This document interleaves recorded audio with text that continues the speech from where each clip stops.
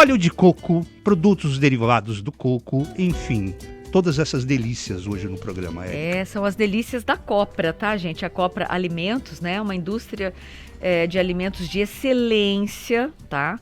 A gente é consumidor Copra, né, Tom? Verdade. Foi muito legal, foi uma surpresa boa receber o Thiago aqui. Hoje a gente está trocando muitas figurinhas aqui.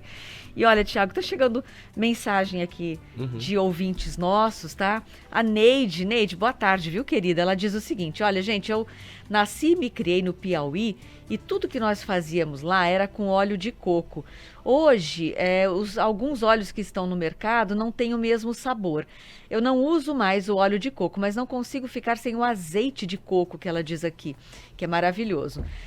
Todos os anos trago uns litros lá do Piauí, que ela ama. É isso mesmo? Azeite de coco, é isso? Tá correto dizer? O azeite de coco eu não conheço, o azeite de coco, né? Eu conheço o óleo de coco extra virgem, que deve ser o que ela fala como azeite de coco. E, Neide, realmente, vários óleos de supermercado hoje não têm o mesmo sabor do azeite e do óleo de coco que você encontra, porque eles são misturados, conforme eu expliquei um pouco antes, né? Que o pessoal, para baratear, acaba colocando outras gorduras junto com o óleo de coco. Então, fica a dica para você, para ter um óleo de coco bom, com o gosto que você tinha na época no Piauí aí, você consuma o óleo de coco extra virgem da Copra, que ele é tão puro que tem o selo de pureza do Proteste, né? E certificado pelo Proteste. Quem está assistindo a gente aqui, eu vou até mostrar para vocês. Tá na câmera, olha aí, Neide. Esse selinho azul aqui, ó, do Proteste. Testado, né? Testado e aprovado 100% puro. Então, você vai encontrar esse óleo de coco nas prateleiras do supermercado e com certeza ele vai ter o sabor e vai resgatar toda essa sua memória da infância que você já não encontra mais hoje em dia. Tá? Aí, Neide, tá dada a dica para você, querida. Pegando o gancho aqui, o que é o selo Proteste? O selo Proteste é um selo de qualidade e que ele obedece todas as normas, tanto de fabricação e que não tem nenhum outro tipo de mistura. Então, é um produto certificado no máximo de excelência que ele pode ter.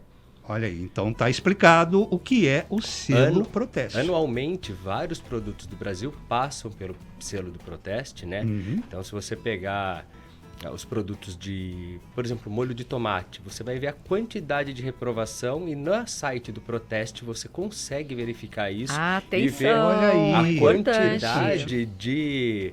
O pessoal encontra de tipo perna de barata, de insetos, de coliformes fecais nos produtos e ele tem as notas lá. E só consegue o selo quem tem o produto extremamente limpo. Existe um aplicativo também que você pode fazer essa checagem. Não tão específico assim como o do Proteste, mas, por exemplo, se você compra um chocolate... Rotulando. Isso, rotulando é muito legal. Bem legal. É muito legal, você coloca ali, você faz uma... não sei se é na barra... No código de no barras, código de barras, né? No QR Code, exato. Você coloca o seu celular ali e você tem... vamos dizer assim, a veracidade daquele produto, né? Se ele realmente é aquilo mesmo. Com certeza, porque o pessoal vai para teste, né? E aí o que está descrito na lista de ingredientes realmente não está colocado ali depois de um teste. Não está nos conformes. Muito bom. Thiago, vamos conversar um pouquinho sobre essa questão da alimentação saudável? Com certeza. Que a gente está tão enroscado aqui nessa questão do óleo de coco, é tão as legal. As dietas, né? Isso, as dietas. A gente tem, inclusive, pergunta aqui de áudio de ouvinte para você. Vamos lá, o que é hoje uma alimentação saudável? O que a gente pode considerar uma alimentação saudável? Olha, uma alimentação saudável a gente já começaria se você não consumisse nada que fosse industrializado, né?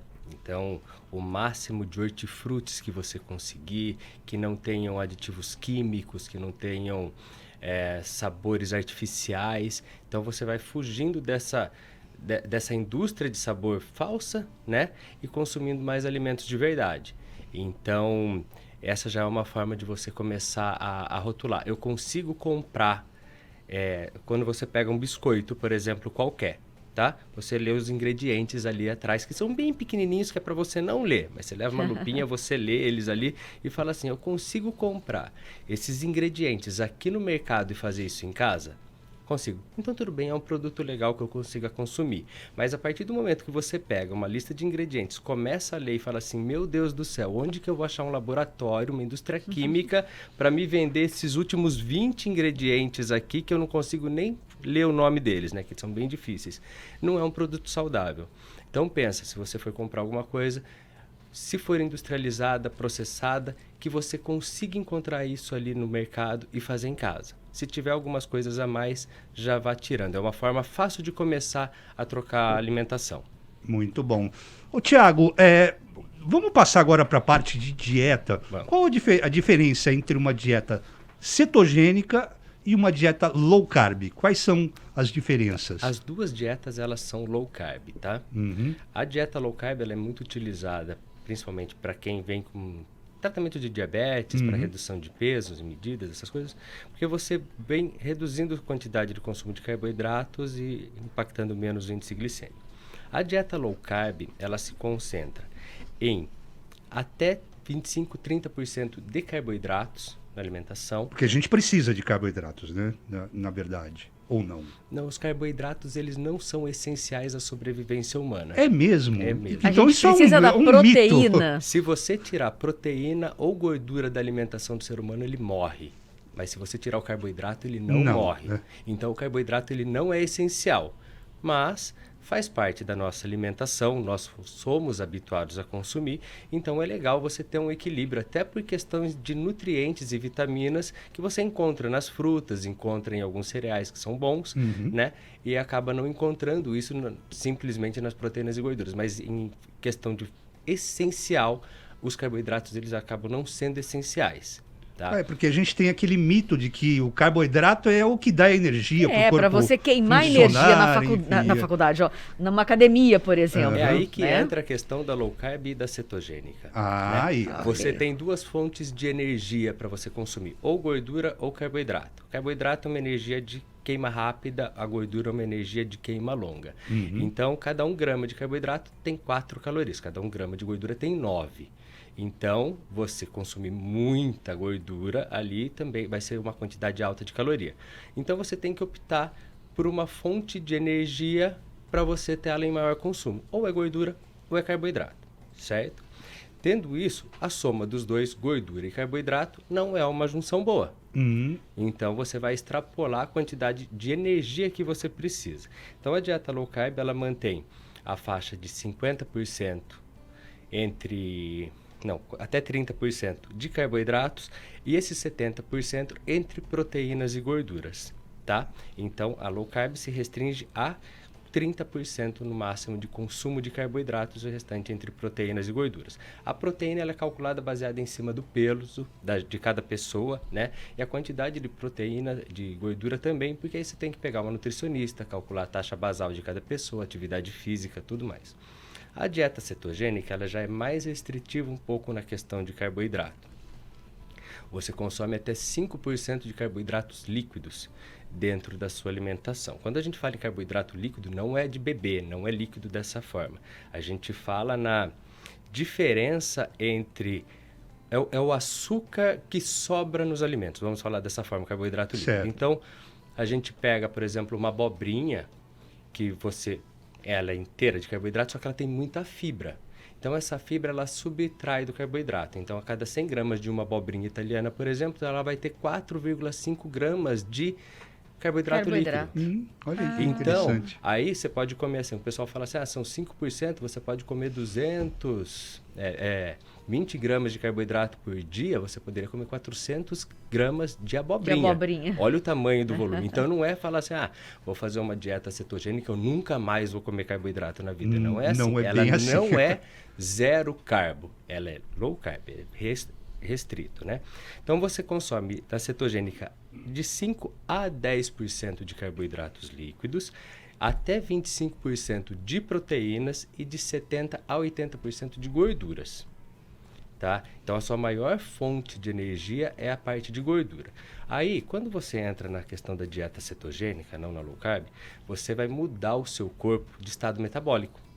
Você vai começar a trabalhar com o seu corpo em cetose, né? E não a forma que a gente trabalha usualmente, que é a dieta tradicional, que é a questão da base do glicogênio, que vem através do carboidrato. Então, você começa a ter uma estabilidade de energia muito maior. E quando você está num processo de cetose, num estado metabólico de cetose, por exemplo, do urso que fica hibernando, né, come um monte e entra num estado de hibernação, o nosso corpo começa a consumir a nossa própria gordura acumulada como fonte de energia.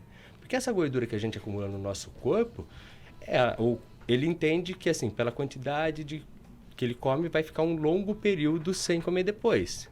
Então, eu preciso acumular gordura para essa pausa enorme, né? E aí o corpo começa a consumir gordura como própria fonte de energia.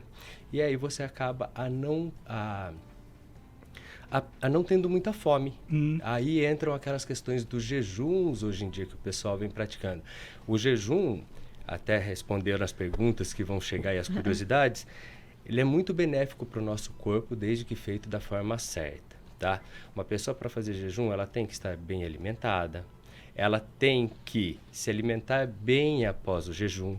Então, as pessoas, é normal você fazer jejum de 12 horas. 12 horas é o que a gente faz para fazer um exame de sangue, mas... Hoje se fala muito desse... É o jejum intermitente, né? Isso. Então, é normal, hoje em dia, a maioria das pessoas começa a fazer jejum, mas o jejum mesmo, até as 12 horas, ele não é nem considerado, né? Isso é um jejum alimentar para você fazer um exame. Ele começa a ser considerado a partir de 14, 16 horas.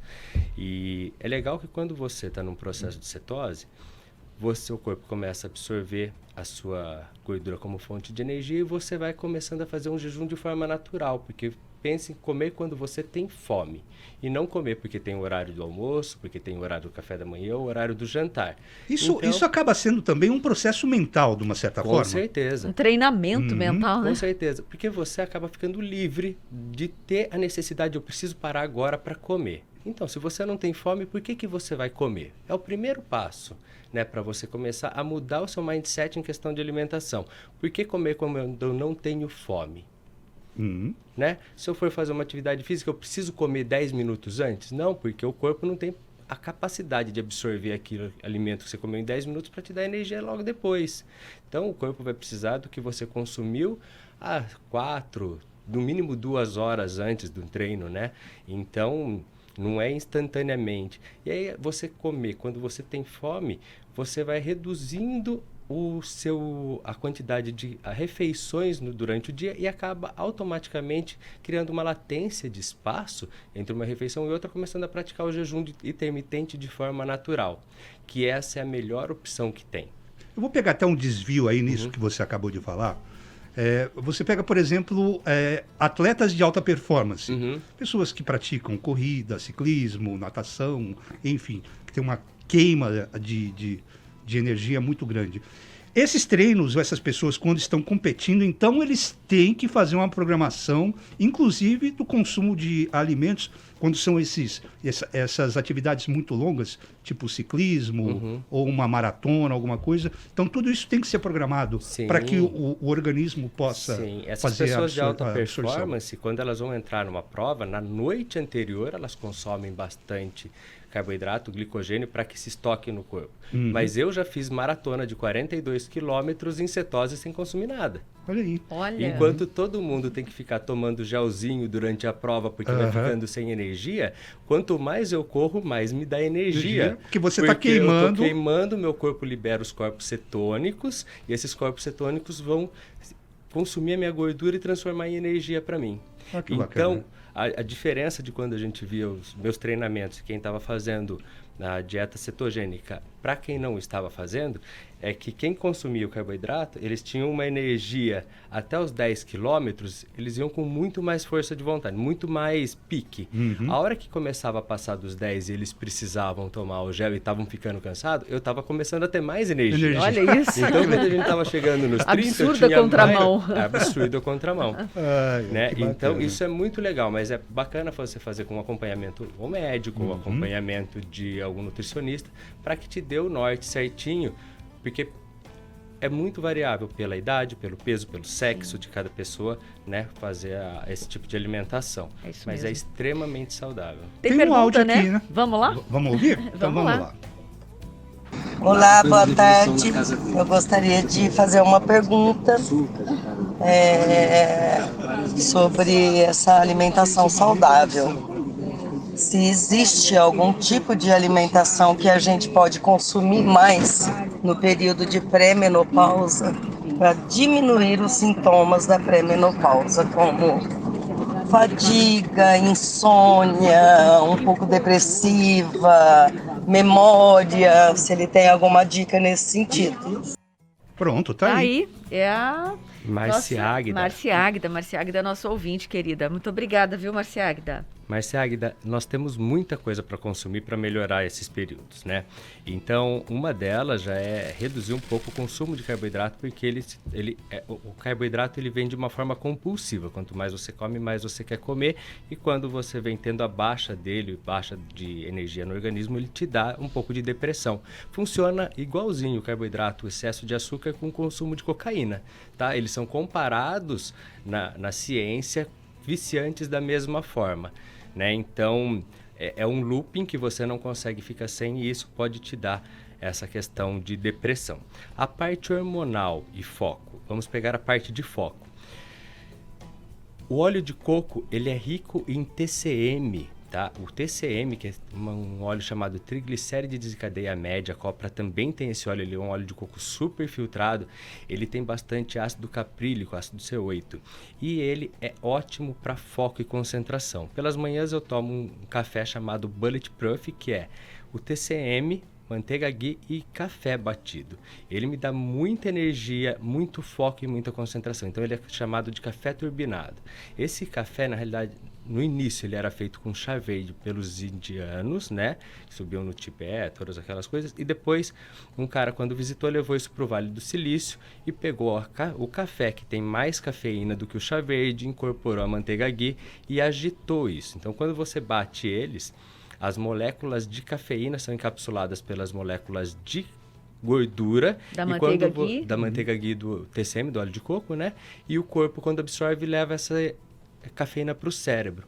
Então você tem muita energia, muito foco, muita concentração. Grandes palestrantes do mundo utilizam esse tipo de café para iniciar as palestras e o pessoal do Vale do Silício, né, que desenvolve novas tecnologias do mundo, consome absurdamente. Então é uma dica muito legal para você consumir então um pouquinho de óleo de coco nas suas refeições, que já vai ajudar. Se quiser colocar um bullet, eu tenho a receita postada no meu Instagram, que vocês podem conferir lá depois, é @cheftiago com H Ribeiro.